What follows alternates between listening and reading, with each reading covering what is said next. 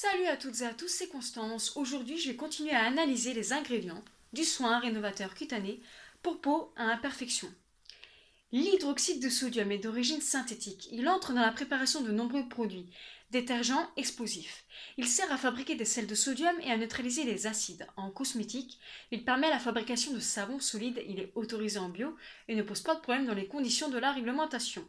Il présente deux fonctions, c'est un régulateur de pH, il stabilise le pH des cosmétiques et un dénaturant, il va rendre désagréables les cosmétiques, principalement en cosmétiques contenant de l'alcool éthylique.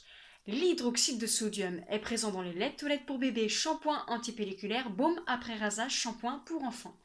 Le gluconolactone peut être d'origine végétale ou synthétique. Il est utilisé dans les produits cosmétiques et en tant qu'additif alimentaire E575. Il présente deux fonctions. C'est un agent de chélation.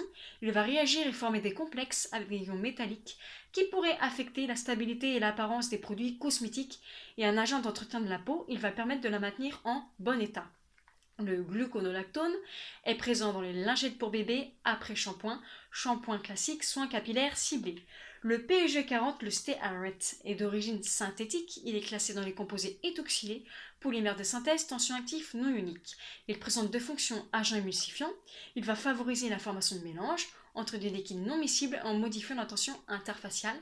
Et tension actif, il va réduire la tension superficielle des cosmétiques et contribuer à la répartition uniforme d'un produit lors de son utilisation.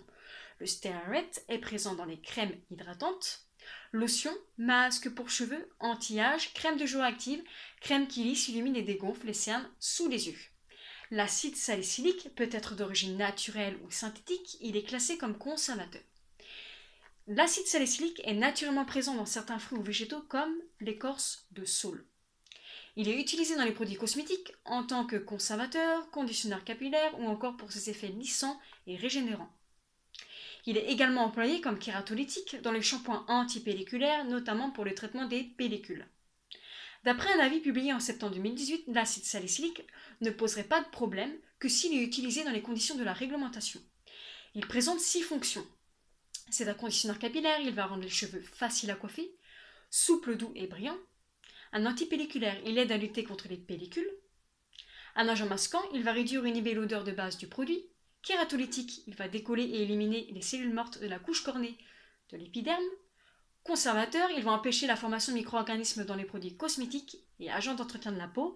Il va permettre de la maintenir en bon état. L'acide salicylique est présent dans les gels nettoyants visage, soins acné et imperfections, shampoing classique, shampoing antipelliculaire.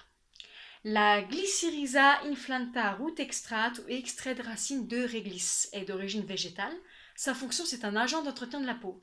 Elle va permettre de la maintenir en bon état.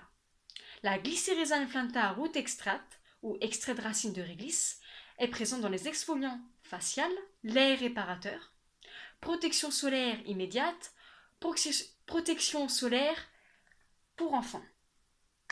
C'est terminé pour aujourd'hui, dites-moi ce que vous en avez pensé dans les commentaires.